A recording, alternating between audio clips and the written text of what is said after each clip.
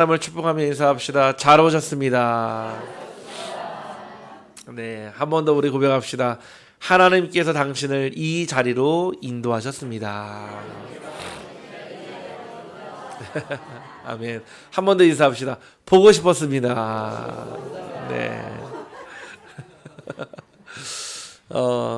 하나님께서는 저와 여러분을 예배라는 이 시간과 장소를 통해 만나주시고 또 하나님의 음성을 들려주시며 하나님이 주시는 길과 진리와 생명으로 인도하십니다. 저와 여러분이 이 시간 하나님을 만나는 시간, 여러분들이 준비할 것은 보따리 준비할 것 아무것도 없고요. 오직 내 마음의 문을 열고 하나님의 음성으로, 하나님 내게 오늘 들려주시는 사람의 음성이 아닌 하나님의 음성으로 들려지게 하여 주옵소서.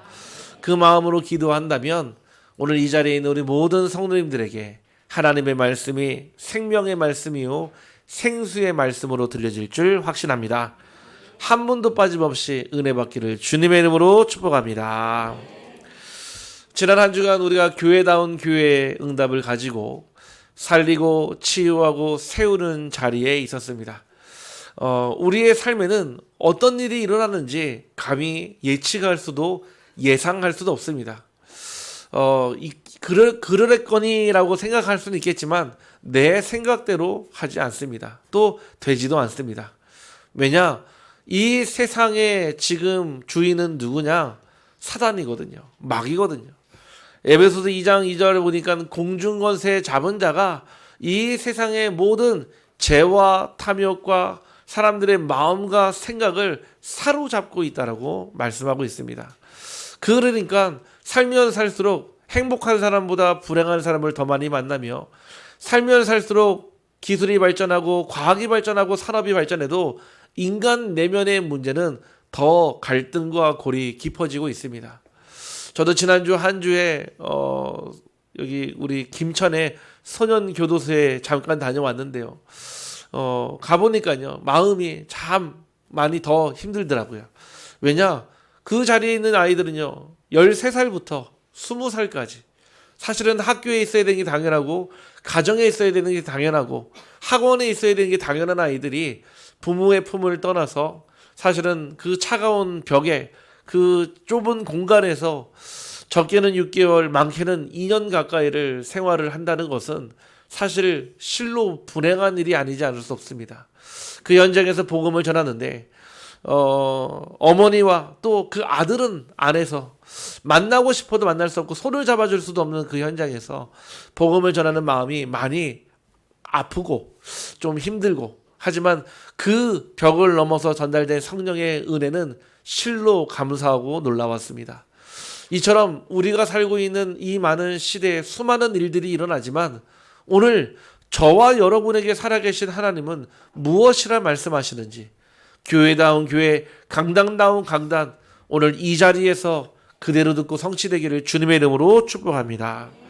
오늘 말씀의 제목은 너를 이방의 빛으로 부르셨다고 그랬습니다.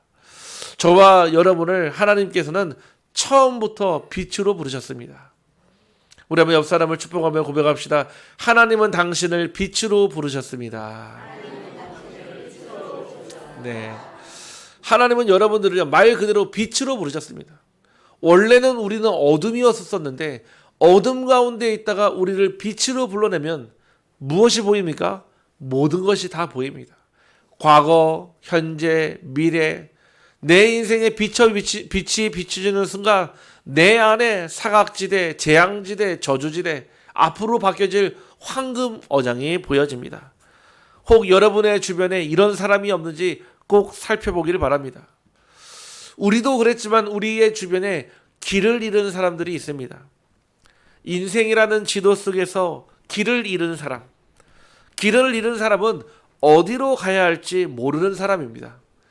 빨리 가고 늦게 가고가 중요한 게 아니라 길을 잃어버리는 그 순간 그때부터 가는 모든 것은 잘못된 것이기 때문에 그렇습니다. 열심히 살아가고는 있습니다. 바쁘게 움직이고 있지만 그러나 어디로 가는지 모르는 채 그저 남들이 가는 길을 따라 살아가고 있는 사람들이 있습니다. 세상에는 이런 사람들이 너무나 많습니다. 돈을 벌기 위해 달려가고 성공을 위해 애쓰지만 정작 인생의 참된 길이 무엇인지 모르고 살아가고 있습니다. 성경은 분명히 말씀하고 있습니다. 시편 119편 105절 말씀에 주의 말씀은 내 발의 등이요 내 길의 빛이니이다. 하나님의 말씀으로만 이른 길에 빛을 비춰줄 수 있고 불을 켜줄 수 있습니다. 우리 교회 로고를 보면 등대입니다. 우리 방금 우리 찬양대를 통해서 작은 망대라는 찬양을 했거든요. 망대가 등대 아니겠습니까? 이 등대의 빛은요, 망대의 빛은요, 낮에는 별로 차이가 안 납니다. 왜냐? 누구든 볼 수 있고 누구든 구별할 수 있으니까요. 언제 이 등대의 빛이 진가를 발휘하냐? 바로 칠흑 같은 어둠이 찾아왔을 때입니다. 거기에 플러스 바다에는 언제나 해무가 끼기 때문에 짙은 안개까지 껴있다. 그러면 배들은 절대로 길을 찾아올 수가 없습니다. 수많은 암초들이 또 수많은 좁은 해역들이요 배를 위협하고 공격하기 때문에 그래서 반드시 필요한 것이 등대의 빛입니다. 등대가 빛을 비추는 순간 이곳은 안전하니 이쪽으로 오시오라는 뜻 아니겠습니까?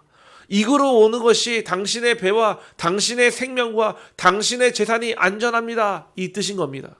그래서 우리 교회의 로고가 등대이며 망대이며 하나님은 저와 여러분의 말씀의 빛으로 등으로 인도하시는 줄 확신합니다. 우리가 달려가서 그 망대 안에서 안전함을 얻는다고 그랬습니다. 저와 여러분이 언제 마음의 안전을 얻습니까? 여러분 집에 갔을 때 잠깐은 편안함을 느끼겠죠. 하지만 머릿속에 있는 근심은 사라지지 않습니다. 집에 와가지고요 편안하게 있을 수 있어도요 내 마음 안에 있는 불안한 마음은 없앨 수가 없습니다. 오로지 우리는 하나님의 말씀의 길과 빛 속에서 등 속에서 안전함을 얻는 줄 확신합니다. 요한복음 14장 6절에도 예수님은 이렇게 말씀하셨습니다. 나는 곧 길이요 진리요 생명이니 나로 말미암지 않고는 아버지께로 올 자가 없느니라. 예수님이 곧 자신을 길이라고 설명하셨습니다. 어떤 길입니까?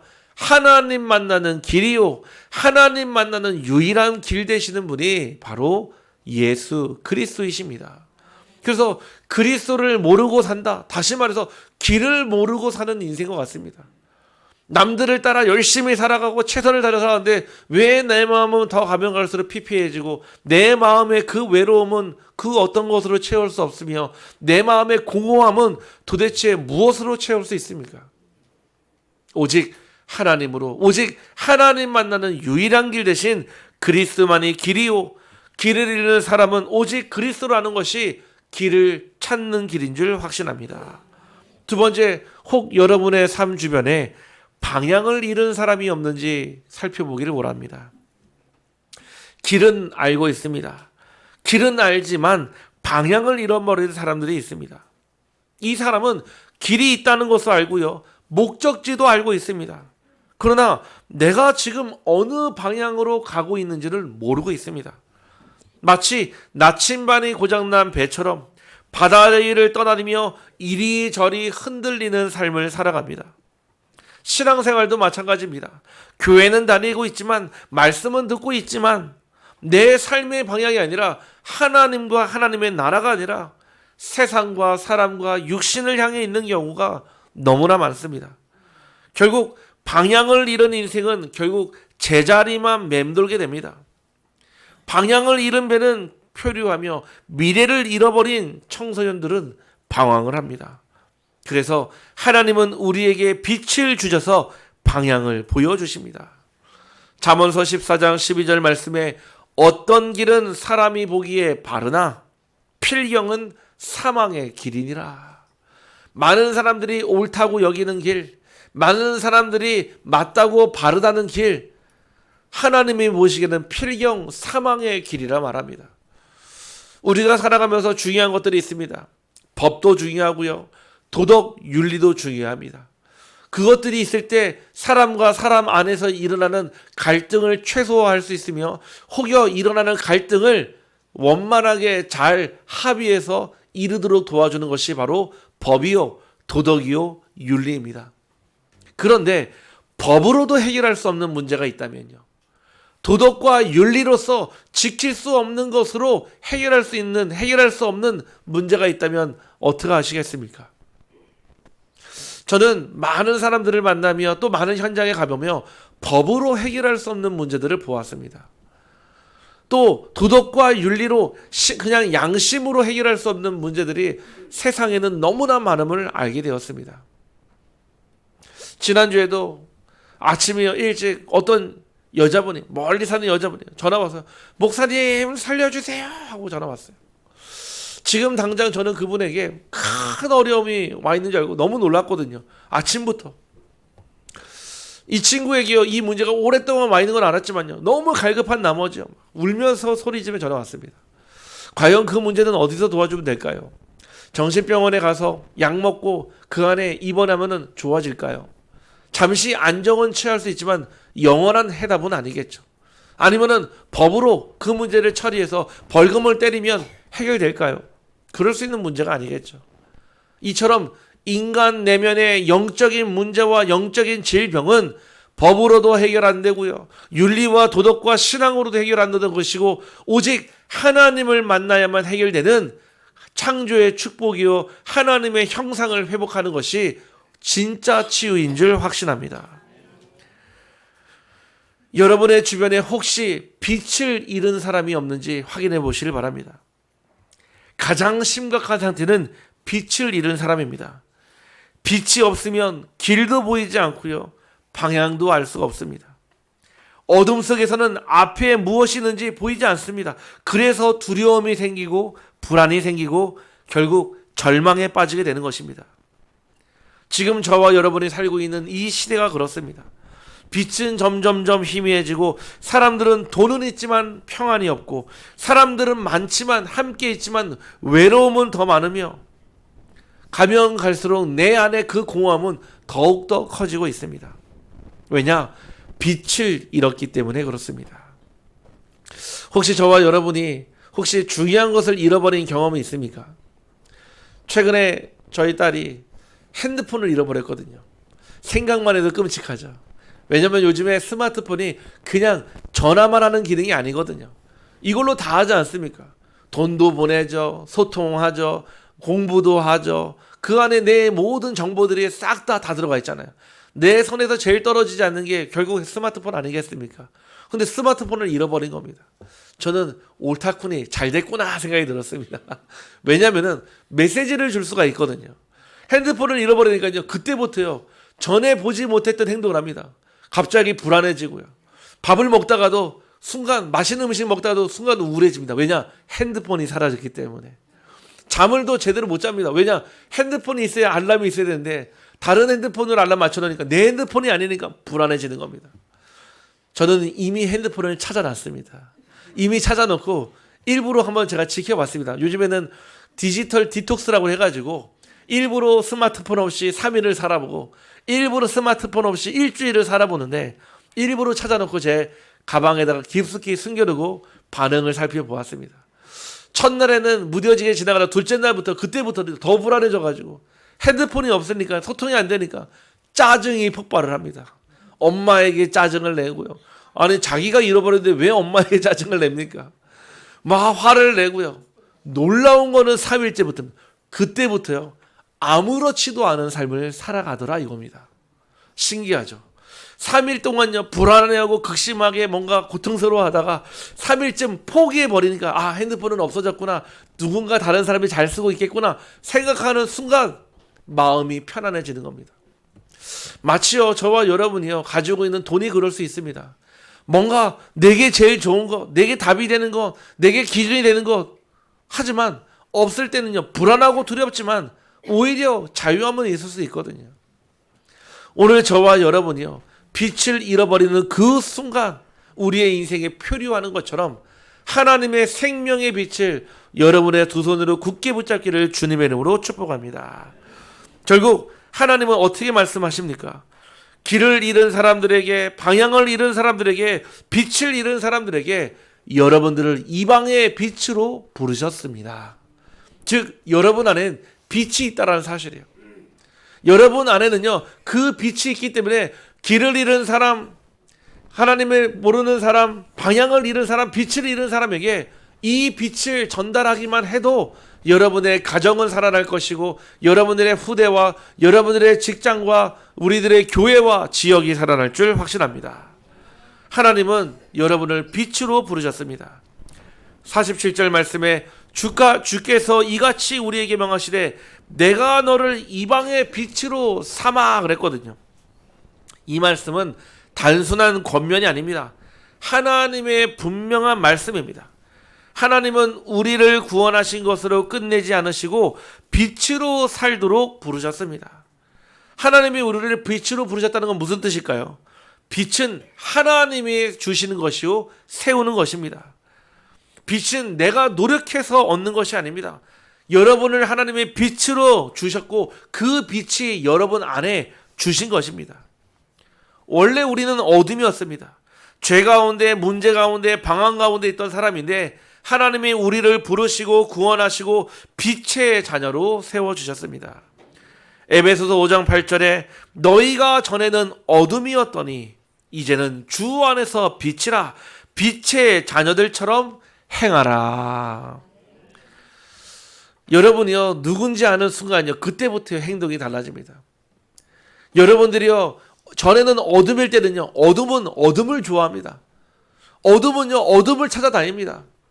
아니 신기하죠. 왜 비행 청소년들이요 왜 세상에 잘못된 길을 가는 사람들이 왜 자꾸 어둠을 좋아할까요?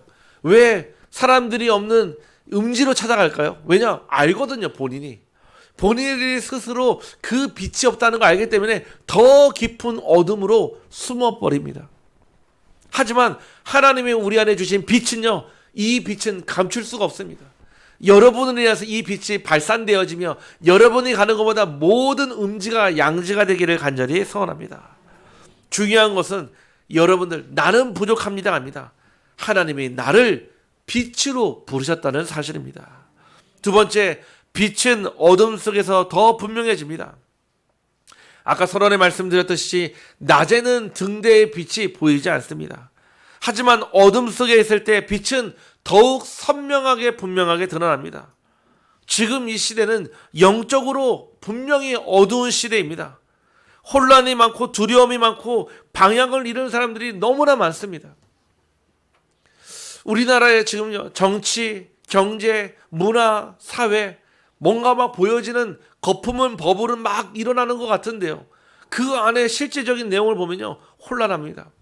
분쟁이 가득합니다. 이간질과 시기와 질투와 뿐만 아니라 어둠이 가득합니다. 어떻게 살려야겠습니까? 어떻게 그 현장에 많은 사람들을 어둠에서 빛을 살 수 있겠습니까? 여러분들이 서 있는 그 자리가 가정이든 직장이든 학교든 상관없이 빛이 필요한 자리라고 확신하시길 주님의 이름으로 축복합니다. 우리의 가정에 빛이 필요하고요. 여러분의 직장에 빛이 필요하고요. 우리의 교회가, 우리의 지역이 하나님의 빛이 절실히 필요합니다. 빛은 빛이라고 존재하는 것입니다. 빛은 숨기라고 있는 것이 아닙니다. 빛은 비추라고 존재하는 것입니다. 불을 켜놓고 덮어두는 사람은 없습니다. 마태복음 5장 15절 16절에 사람이 등불을 켜서 말 아래에 두지 아니하고 등경 위에 두나니 이러므로 집안 모든 사람에게 비치느니라. 이같이 너희의 빛이 사람 앞에 비치게 하여 그들로 너희 착한 행실을 보고 하늘에 계신 너희 아버지께 영광을 돌리게 하라. 여러분의 빛이 사람 앞에 비치게 됩니다. 그들로 너희의 착한 행실, 성경에 말하는 착하다라는 말은 우리가 알고 있는 착한 것과 조금 다른 의미입니다. 우리가 착하다는 것은 무슨 뜻입니까? 우리가 착하다 하는 것은 남을 잘 도와주고 잘 베풀고 누가 뭐라고 해도 그거에 영향받지 않고 오히려 그 사람에게 더 잘해주는 것. 우리는 착하다의 기준을 그렇게 알고 있지만 성경에서 착하다의 기준은 하나님이 하나님의 일을 할 때 착하다라고 합니다. 선하다라고 합니다. 다시 말해서 하나님은 여러분을 통해 하나님의 일을 하는 그 행실이 드러나기를 주님의 이름으로 축복합니다. 저희 집은 아파트가 12층이거든요. 엘리베이터를 탈 때 항상 먼저 타거나 늦게 타는 경우가 있겠죠. 그러면은 대부분 저보다 먼저 내리거나 후에 내리는 분들이 있는데, 가끔씩 같은 층에 탈 때가 있는데 어떤 때가 곤혹스러우냐면은 가끔씩 못 알아볼 때가 있습니다. 못 알아보는데, 심지어는 저희 옆집에 사시는 분은 경찰입니다. 근데 저는 이분을 한 번도 경찰이라고 생각해 본 적이 없었거든요. 왜냐? 유니폼을 입지 않았으니까요. 어느 날 아침에요, 일찍 나오는 그 길에요, 그 경찰관 분이 딱 출근하는데 순간요, 저도 모르는 사이에 고개를 떨구게 되었습니다. 그냥 옆집에 사는 분인데, 아니 유니폼을 입고 안 입고의 차이가 얼마나 큰지, 경찰 유니폼을 입고 제 앞에 서는 순간 저는 분명 죄진 게 없는데 혹시 어저께 부부싸움 하는 소리를 들었나? 혹시 내가 잘못했나? 순간요, 저의 죄를 돌아보게 하더라고요. 그 사람에게 능력이 있는 것이 아닙니다. 그가 입고 있었던 유니폼에 능력이 있었던 것입니다. 다시 말해서요, 여러분의 사람이 어떠하든지, 여러분들이 MBTI가 T든 F든 아무 상관없이, 여러분의 혈액형이 A형이든 B형이든 O형이든 아무 상관없이, 여러분들이 빛의 자녀라는 옷을 입는 순간 여러분을 통해 빛은 전달될 줄 확신합니다. 빛은 감출 수 있는 것이 아닙니다. 반드시 밖으로 드러납니다. 우리의 신앙도 마찬가지입니다. 나 혼자만 조용히 신앙생활을 한다, 하나님은 그거를 원치 않습니다. 여러분이 막 그거를 자랑하고 다닌다, 그것도 원치 않습니다. 하나님은 여러분의 삶을 통해 조용히 빛처럼 전달되기를 간절히 소원합니다. 여러분의 말 속에서 하나님의 빛이 드러나고요, 여러분의 행동 속에서 하나님의 빛이 드러나며, 여러분의 삶의 태도에서 하나님의 빛이 드러나야 합니다. 그래서 여러분을 내가 너를 이방의 빛으로 삼았다는 뜻입니다. 두 번째는요, 빛이 비추어질 때 믿는 사람들이 일어납니다. 이방인들이 듣고 기뻐하며 하나님의 말씀을 찬송하며 영생을 주시기로 작정된 자는 다 믿더라. 48절 말씀에 말하고 있습니다. 빛이 비추어질 때 반드시 일어나는 일이 있습니다. 믿는 사람이 일어나는 것입니다. 빛이 비추어질 때 기쁨이 회복됩니다. 이방인들이 듣고 기뻐하여 복음이 전해지자 사람들의 마음에 가짜 기쁨이 아니라 진짜 기쁨이 일어났습니다. 세상에는 웃음이 많이 있습니다. 하지만 진짜 기쁨은 사라지고 있습니다. 많은 개그 코너에서 많은 사람들이 쇼츠를 통해서 사람에게 웃음을 주려고 어거지의 상황을 만들기도 하고 여러 가지 많은 노력을 하지만 순간 웃을 수 있어도요, 그것이 우리의 기쁨이 되진 않거든요. 세상에는 웃음은 많지만 진짜 기쁨은 점점 사라지고 있습니다. 돈은 있어도 기쁨이 없고 사람이 있어도 외로움은 끊이지 않으며, 왜냐? 진짜 빛이 없기 때문에 그렇습니다. 복음의 빛이 들어가면 마음속에 기쁨이 살아납니다. 가정에 복음이 들어가면 분위기가 달라지고요, 삶에 복음이 들어가면 표정이 달라지며, 빛은 기쁨을 회복시키는 능력이 있기 때문에 그렇습니다. 여러분들의 가정에, 여러분들의 직장에, 여러분들의 삶에 이 기쁨이 가득하기를 주님의 이름으로 축복합니다. 이 기쁨은요, 돈으로 살 수 있는 것도 아니거든요. 이 기쁨은요, 노력해서 얻는 것도 아닙니다.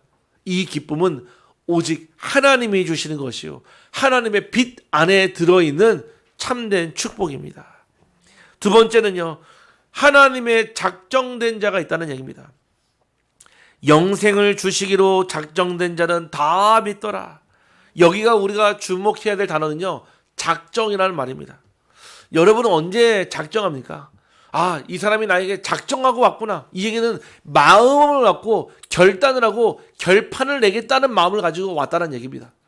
다시 말해서 하나님이 작정된 자라는 이 사람을 구원하시겠다고, 이 사람을 그 흑암의 배경에서 영적인 배경을 바꿔주시겠다는 하나님의 뜻이자 결단이자 마음입니다.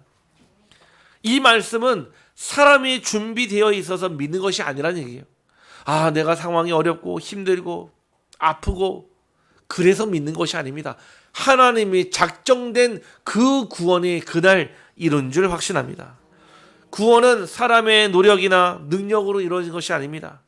하나님의 작정과 하나님의 계획 속에서 이루어지는 것입니다. 하나님은 이미 누가 복음을 듣고 누가 예수를 믿게 될지를 하나님의 계획 속에 두고 계십니다. 그래서 우리는 낙심할 필요가 없습니다. 내가 복음을 전했는데 당장 복음의 반응이 없다? 그렇지 않습니다. 실패가 아닙니다. 하나님의 때가 되지 않은 것뿐입니다. 왜냐? 하나님은 보이지 않는 곳에서 이미 준비된 사람, 이미 작정된 사람을 향해 여러분들을 빛의 자녀로, 빛의 파수꾼으로 보내시기 때문에 그렇습니다. 그래서 전도는 사람을 설득하는 게 아닙니다. 하나님의 작정을 신뢰하는 믿음의 순종입니다. 전에 우리 박정자 권사님이요, 제가 늘 집에 갈 때마다 꼭 하는 얘기가 있었습니다. 자기는 너무 교회 다니고 행복하고 너무 감사한데 하나님 앞에 우리 자녀들을 생각할 때면 너무 죄송하고 미안한 마음이 크다는 겁니다. 한 번만 얘기하신 것이 아니라 제가 집에 갈 때마다 매번 똑같은 얘기를 하시더라고요. 그러면서 아이고 우리 자녀들이 그래도 하나님께 나와 예배드렸으면 하는 그 마음을 늘 말씀을 하시더라고요. 그런데 어느 날이에요. 어느 날 우리 아들 되시는 우리 우병모 성도님과 우리 이수미 성도님이요, 전화가 오셨어요. 아니 교회에서 우리 어머니 아버지 너무 잘 도와주시고 늘 행복하게 너무 감사하다고 떡을 대접하고 싶다고 말씀하시더라고요. 그래서 제가 직접 말씀했습니다. 떡을 가지고 직접 오시라고. 직접 오시라고. 사실은 그날 오지 말았어야 되는데, 네. 그날요, 아직도 기억합니다. 신 찹쌀 모찌를 가지고 맛있는 떡 가지고 교회에 오셨어요. 그때요, 떡을 맛있게 먹고 제 방에서 우리 네 분과 우리 권사님 네 분과 우리 아드님 네 분을 모시고 이런 말씀을 드렸습니다. 혹여 여러분들은 자녀고 며느리이기 때문에 부모님의 소원이 뭔지 아시냐 물어보니까 아우 가족들이 행복하고 자녀들이 잘 되는 거죠. 땡, 틀렸다 그랬어요. 부모님의 소원은 아들 며느리와 함께 손을 잡고 예배당에 나와 예배드린 것이 최고의 효도이자 소원입니다. 그 얘기를 하는데요, 기억합니다. 우리 우병모 이수미 선생님 펑펑 우시더라고요. 왜냐? 지금까지 내가 알고 있는 효도는 맛있는 안동 한우 사드리고 제주도 여행 보내드리고 좋은 데 모시고 가는 게 효도인 줄 알았는데, 하나님이 원하시는 효도, 우리 부모님이 원하는 효도는 자녀들과 함께 나와 예배드리는 것이 최고의 축복임을 처음 알았거든요. 그때부터 마음을 정하고 뜻을 정하여 하나님께 예배를 드리기 시작했는지 이미 벌써 세례 교인이 되고 등록 성도가 돼서 이미 하나님의 나라로 옆에 앉아 있는 줄 확신합니다. 이게 전도입니다. 누군가 열심히 설득을 해서 야 나와라, 나와야지 네가 응답받는다가 아니라 내 안에 빛이 임하는 순간, 내 안에 하나님의 빛이 임하는 순간 내 마음에 그 어떤 것도 빛을 거부할 수 없는 그 상태, 하나님은 저와 여러분이 이렇게 전도가 되기를 주님의 이름으로 축복합니다. 우리의 역할은요, 사람을 변화시키는 게 아닙니다. 우리의 역할은 하나입니다. 빛을 비추는 것입니다. 결과는 우리가 만드는 것이 아닙니다. 하나님이 이루시는 겁니다. 믿게 하시는 분은 제 목사가 아닙니다. 전도사가 아닙니다. 하나님이 믿게 하시며 그 사람들을 보며 낙심하지 말고 하나님의 작정을 믿고 담대하게 빛을 비추기를 주님의 이름으로 축복합니다. 결국 빛이 계속 비춰지면 어떻게 됩니까? 말씀이 두루 퍼지게 됩니다. 주의 말씀이 그 지방에 두루 퍼지니라. 처음에는 바울과 바나바 두 사람, 딱 두 명으로 시작했어요. 하지만 그 두 사람의 빛이 한 지역 전체로 퍼져나갔습니다. 이것이 바로 빛의 확산입니다. 빛은 한 번 비추고 끝나는 무대의 조명이 아닙니다. 계속 비춰지는 저 햇빛과 같이 계속 비춰질 때 하나님의 빛은 영향력이 커집니다. 신앙도 마찬가지입니다. 한 번 기도하는 것이 아니라 계속 기도할 때 빛이 비춰지며, 한 번 전하는 것이 아니라 계속 전달할 때 빛이 비춰지며, 한 번 섬기는 것이 아니라 계속해서 섬겨드릴 때 빛이 비치는 줄 확신합니다. 역사는 언제나 한 사람으로부터 시작됐습니다. 한 사람의 기도가 한 가정을 살리고, 한 사람의 헌신이 한 교회를 살리고, 한 사람의 빛이 한 지역을 변화시킵니다. 이번 우리 5월 3일 임직식과 우리 취임, 특별히 우리 추대를 준비하는데 우리 이명식 장로님이 우리 은퇴 장로로 추대를 받거든요. 교회로서 실로 감사한 일이자 교회로서는 최고의 축복입니다. 20여 년을 넘게 교회를 위해서 헌신했던, 정말로 그 모든 세월의 중요한 시간에 교회를 위해서 하나님께 영광을 돌렸던 모든 것이 이제는 은퇴 장로라는, 말 그대로 저 그냥 뒤안방으로 건너가는 그냥 퇴물의 장로가 아니라 하나님께서 더욱 기도의 배경 되어 주시라 우리의 장로님을 은퇴 장로로 추대하게 되었습니다. 저와 여러분이요, 한 사람의 기도와 한 사람의 헌신이 가정과 교회를 살렸습니다. 그렇다고 한다면 지금도 하나님은 한 사람의 빛을 통해 이곳 안동과 경북에 빛을 비춰 살아나게 하실 줄 확신합니다. 우리 한번 옆 사람을 축복하며 인사합시다. 당신은 하나님의 빛입니다. 아멘. 여러분들을 가정의 빛으로 부르셨습니다. 여러분들이 가장 먼저 빛을 비춰야 할 곳은 멀리 있는 것이 아닙니다. 가정입니다. 사실은 우리가 가장 가까이 있는 사람에게 인정받는 것이 쉽지는 않습니다. 왜냐? 진짜 인정받는 사람은요, 멀리 있는 사람부터가 아니라 가장 가까이 있는 사람부터 인정받는 것입니다. 근데 가까이 있는 사람은 다 알고 있습니다. 나의 허물을요. 가까이 있는 사람은요, 다 알고 있습니다. 나의 모든 것을요. 가끔씩 저희 사모가 우울한 날이 그렇게 많지는 않지만은 힘든 날이 있습니다. 그때마다 보는 영상이 있습니다. 제 영상을 꼭 봅니다. 얼마나 저를 살아가는지요. 언제든지요, 막 뭔가 이렇게 우울하고 기분이 안 좋고 하면은 꼭 제 동영상을 꺼내서 딱 봅니다. 그래서 제가 보면서 나를 너무 사랑하지 마라 얘기했거든요. 근데 제가 그 영상을 보고 충격을 받았습니다. 어떤 영상이냐? 제가 잘 때 몰래 코 고는 모습을 사진으로 찍어서, 그 사진을 찍고 영상을 찍어서 보는데, 제가 그 보고 나서 그 영상 속에는 내가 아니기를 기도가 되더라고요. 언제나 그거를 볼 때마다 얼마나 웃던지 제가 볼 때마다 화가 나더라고요.